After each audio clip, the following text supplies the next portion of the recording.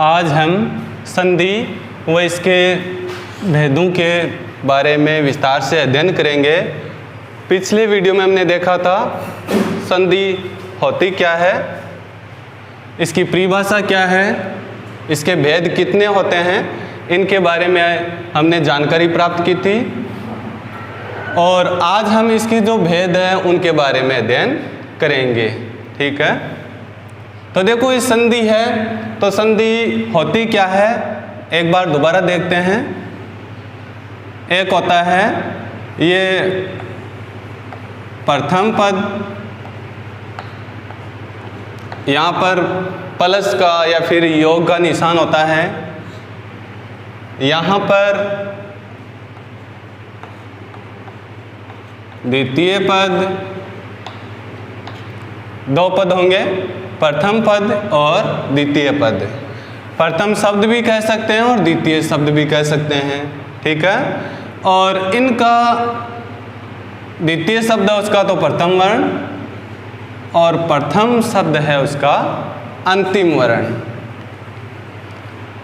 संधि होती क्या है, प्रथम पद के अंतिम वर्ण और द्वितीय पद के प्रथम पद के योग से उत्पन्न विकार। पिछली बार हमने पढ़ा था कि इन दोनों के प्रथम पद है उसका अंतिम वर्ण और द्वितीय पद है उसके प्रथम वर्ण के योग से उत्पन्न विकार को संधि कहते हैं। ठीक है, तो योग से अगर विकार उत्पन्न होता है तो ही संधि है, नहीं तो नहीं है। ठीक है, तो ये जो अंतिम वर्ण है, वर्णों का मेल होगा, उससे बदलाव आता है या फिर विकार उत्पन्न होता है, उसे ही क्या कहते हैं, संधि कहते हैं। कई बार हम देखते हैं कि दो शब्द हैं उनका मेल तो हो जाता है लेकिन वहां पर संधि नहीं होती है। जैसे पान वाला, इसमें पान फिर योग या फिर धन का निशान और फिर है वाला। अब यहाँ पर ध्यान देने की बात है कि यहाँ पर ये न है और यहाँ पर क्या है, वह आ की मात्रा साथ में है। इनके अंदर ए की है और इसके अंदर है आ की है, लेकिन इनके अंदर कोई बदलाव नहीं आता है, हम सीधा पान वाला लिख सकते हैं। तो दो शब्द मिलेंगे लेकिन इनके वर्ण हैं, उनके जुड़ने से कोई बदलाव नहीं आता, वर्ण है वो जुड़ते नहीं हैं, तो वहाँ पर संधि नहीं होगी, वहाँ पर होगा संयोग। कई बार हमारे दिमाग में आता है कि दो शब्द तो पास पास में आ गए, यहाँ पर संधि होती है या नहीं होती है, तो यहाँ पर संधि नहीं होगी, यहाँ पर संयोग होगा। जैसे विश्व और एकता, विश्व और एकता, तो यहाँ पर हम देखते हैं ए है और यहाँ पर देखते हैं ए है, तो इसका हो जाएगा आई हो जाएगा। ये संधि के नियमों के अंतर्गत आएगा। ये ए मिला इसमें और इसमें ए मिला तो आई हो गया, और ये क्या होगा, विश्विकता। तो देखो यहाँ पर विकार उत्पन्न हुआ है, बदलाव आया है।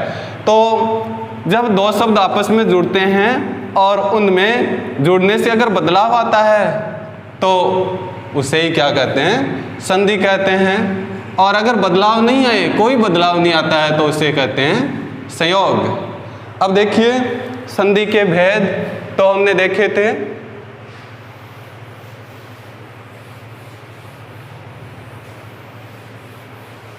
संधि के भेद कितने हैं, तो भेद है वो संधि के तीन होते हैं, स्वर संधि, व्यंजन संधि और विसर्ग संधि।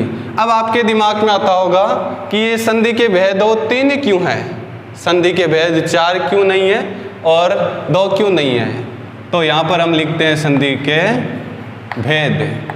अब संधि के भेद हैं उनका पता लगाने के लिए देखो जो परिभाषा थी उसमें स्वर और व्यंजन,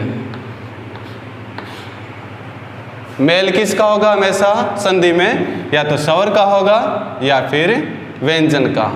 ठीक है, तो ये परिभाषा लिखते हैं, वर्णों के मेल से उत्पन्न विकार, वर्णों के मेल से उत्पन्न विकार को संधि कहते हैं। यहां पर ये जो वर्णों शब्द है इसकी जगह हम ऐसे भी लिख सकते हैं कि स्वर और व्यंजन के मेल से उत्पन्न विकार को संधि कहेंगे। स्वर और व्यंजन के मेल से उत्पन्न विकार को संधि कहेंगे। तो ये स्वर और व्यंजन दोनों क्या है, वर्ण है। अब हमेशा संधि होगी उसमें स्वर है या फिर व्यंजन है, इन्हीं का ही मेल होगा। तो यहाँ पर संधि के भेदों के बारे में जानेंगे। यहाँ पर स्थिति दी जा रही है, या तो स्वर का स्वर के साथ में मेल हो जाए या स्वर का व्यंजन के साथ में मेल हो जाए, या व्यंजन का या फिर व्यंजन का स्वर के साथ मेल हो जाए, या फिर व्यंजन का व्यंजन के साथ मेल हो जाए। ठीक है, या विसर्ग है उसका स्वर के साथ मेल हो जाए, और या फिर विसर्ग का व्यंजन के साथ मेल हो जाए। यानी ये स्थिति बनती है, इसके जो 6 स्थितियां बनती है, 1 2 3 4 5 6, ये 6 स्थितियां बनती है और उनमें स्वर और व्यंजन ही होंगे। ठीक है, तो स्वर का स्वर के साथ मेल, स्वर का व्यंजन के साथ मेल, व्यंजन का स्वर के साथ, व्यंजन का व्यंजन के साथ, विसर्ग का स्वर के साथ और विसर्ग का व्यंजन के साथ। ठीक है, ये मेल होगा। तो देखो स्वर का स्वर के साथ मेल है तो स्थिति नंबर 1 हो गई। अब देखो इधर स्वर व्यंजन, व्यंजन स्वर, ठीक है, और व्यंजन व्यंजन, तो ये स्थिति हो गई 2। ठीक है, इसमें एक व्यंजन होगा, पहले स्वर आ सकता है फिर व्यंजन, पहले व्यंजन फिर स्वर, या फिर व्यंजन और व्यंजन। ठीक है, तो ये स्थिति 2 हो गई। और तीसरी स्थिति हुई विसर्ग का स्वर के साथ मेल और विसर्ग का व्यंजन के साथ मेल। तो ये जो तीसरी स्थिति है वो आ गई। तो अब देखो स्वर का स्वर के साथ मेल होगा तो वो कौन सी संधि होगी, स्वर संधि। परिभाषा रखने की आवश्यकता नहीं है, आप समझ सकते हो कि स्वरों के मेल से उत्पन्न विकार को, या स्वर का स्वर के साथ मेल होने से उत्पन्न विकार को हम स्वर संधि कहते हैं। दूसरी जो व्यंजन संधि, तो स्वर का व्यंजन के साथ या व्यंजन का स्वर के साथ या व्यंजन का व्यंजन के साथ मेल होने से उत्पन्न विकार है, उसे व्यंजन संधि कहते हैं। कौन सी संधि, व्यंजन संधि। और तीसरी स्थिति जो बनी है, विसर्ग का या तो स्वर के साथ मेल होगा या फिर विसर्ग का व्यंजन के साथ मेल होगा। तो ये तीसरी स्थिति है वो विसर्ग संधि। ठीक है, विसर्ग संधि के बारे में बताती है। तो स्वर जो संधि है उसके 3 भेद होते हैं, स्वर संधि, व्यंजन संधि और विसर्ग संधि। इनकी परिभाषा आप दे सकते हो, स्वर का स्वर के साथ मेल होने से उत्पन्न विकार स्वर संधि कहलाएगा, स्वर का व्यंजन के साथ, व्यंजन का स्वर के साथ या फिर व्यंजन का व्यंजन के साथ मेल होगा तो उत्पन्न विकार है वो व्यंजन संधि में, और विसर्ग का स्वर के साथ, विसर्ग का व्यंजन के साथ मेल होने से उत्पन्न विकार विसर्ग संधि में है। तो जान गए आप कि संधि है उसके 3 भेद होते हैं, स्वर संधि, व्यंजन संधि और विसर्ग संधि। ठीक है, तो इनको आप नोट कर सकते हैं। अब बात आती है स्वर संधि के बारे में जानने की। तो स्वर संधि है वो परिभाषा तो आप जान चुके हैं, मैं यहाँ लिख देता हूं। स्वर का स्वर के साथ, स्वर का स्वर के साथ मेल होने से उत्पन्न विकार, स्वर का स्वर के साथ मेल होने से उत्पन्न विकार स्वर संधि कहलाता है। ठीक है, अब दूसरी बात करते हैं इसके भेदों की। तो स्वर संधि है उसके मुख्य रूप से 5 भेद होते हैं। कितने भेद होते हैं? 5 भेद होते हैं। उन 5 के मैं नाम लिख देता हूं। पहला, दूसरा, तीसरा, चौथा और 5वां। पहली संधि होती है दीर्घ स्वर संधि। दीर्घ का मतलब होता है बड़ा, कि वह संधि जिसमें किसी भी जो स्वर का बड़ा रूप आए वो संधि होगी दीर्घ स्वर संधि। दूसरी गुण स्वर संधि। संधि का दूसरा भेद कौन सा होगा? गुण स्वर संधि। तीसरी होगी, इसके बारे में विस्तार से हम जानकारी प्राप्त करेंगे, वृद्धि स्वर संधि। इसमें मात्राओं में वृद्धि होगी, वो कैसे होगी अभी जानेंगे। और चौथी जो स्वर संधि का चौथा भेद है वो है यण स्वर संधि। और 5वां जो स्वर संधि का भेद है वह है अयादि स्वर संधि। ठीक है, तो ये स्वर संधि के भेद हैं दीर्घ, गुण, वृद्धि, यण, अयादि। इनके बारे में विस्तार से हम जानकारी प्राप्त करेंगे। आप चाहे तो इसका स्क्रीनशॉट ले सकते हैं।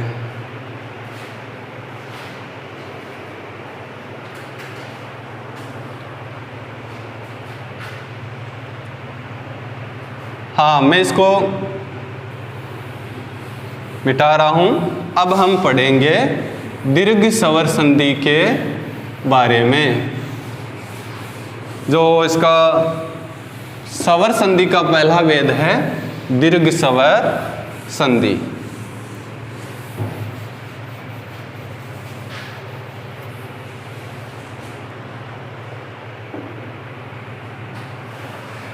स्वर संधि का जो प्रथम भेद है वो है दीर्घ स्वर संधि।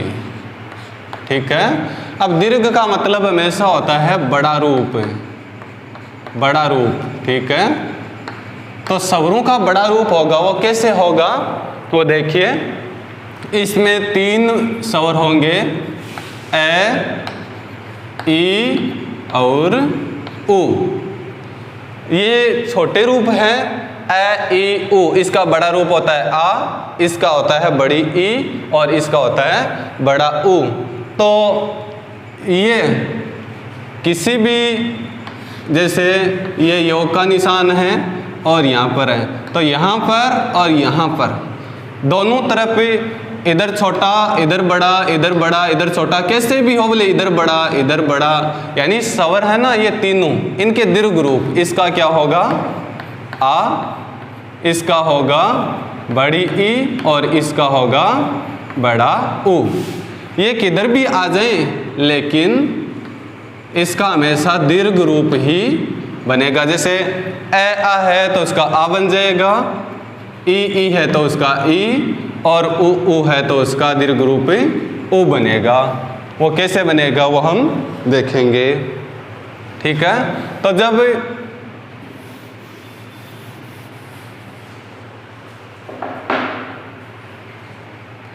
ए ई उ अपने छोटे या बड़े, इसको ह्रस्व और दीर्घ भी बोल सकते हैं, बड़े वर्ण के साथ मिलकर दीर्घ हो जाता है। ये अपने छोटे या बड़े रूप के साथ मिलकर दीर्घ हो जाता है। कैसे? देखिए यहाँ पर मैं लिखता हूँ, जैसे ए की स्थिति लेते हैं, ए है वो ए के साथ मिला तो बन गया आ, ठीक है। ए है वो आ के साथ मिला तो बन गया आ, दीर्घ बन गया, ठीक है। आ है वो ए के साथ मिला तो भी बन गया अपना दीर्घ रूप आ। और ये आ दीर्घ है और ये भी आ दीर्घ के साथ मिला तो भी दीर्घ रूप अपना ले लिया आ। इसी प्रकार से जो ई है वो जो छोटी ई है वो इसके साथ मिलकर दीर्घ रूप ले लेगी बड़ी ई का, छोटी ई है और वो बड़ी ई के साथ मिलेगी लेकिन रूप आएगा दीर्घ। और ये जो बड़ी ई है वो छोटी ई के साथ मिलेगी तो भी रूप आएगा दीर्घ। और बड़ी ई है वो बड़ी ई के साथ मिलेगी तो भी रूप बनेगा दीर्घ। यानी अपने छोटे या बड़े वर्ण के साथ मिलकर ये दीर्घ हो जाते हैं। फिर ऊ की बात करते हैं तो ये छोटा ऊ है वो छोटा ऊ के साथ मिलेगा तो हो जाएगा बड़ा ऊ। ये बड़ा ऊ है वो छोटा ऊ के साथ बड़ा ऊ के साथ मिलेगा तो भी हो जाएगा बड़ा ऊ। ये छोटा ऊ है और ये बड़ा ऊ के साथ मिलेगा तो भी बड़ा ऊ। और ये बड़ा ऊ है और ये छोटा ऊ है इसके साथ मिलेगा तो भी बड़ा ऊ हो जाएगा। तो इसमें तीन वर्ण होते हैं, तीन स्वर होते हैं, ए ई उ। ये अपने दीर्घ रूप में आ जाते हैं और इनके आगे आप शब्द देख सकते हैं, जैसे रामधन, अयन, रामायण, ठीक है। और इधर ई और ई तो रवि, धन, इंदर, तो ये हो जाएगा रविंदर, यानी बड़ा रूप हो जाएगा। बड़ी ई की मात्रा आ गई। इधर ऊ है तो इसका भी ऊ और ऊ तो वधु। और फिर उत्सव तो इसका हो जाएगा वधुत्सव। ऐसे ही आप इन सब के रूप है वो अलग अलग जो बना सकते हैं। हर रूप है वो जो मात्रा छोटी हो या बड़ी हो वो अपना दीर्घ रूप हो ले लेता है। इनके आप वर्ण है वो जो शब्द है वो उनका विच्छेद भी और ये बनाना आपको। आज के लिए बस इतना ही। अगला जो रूप है वो पढ़ेंगे भेद।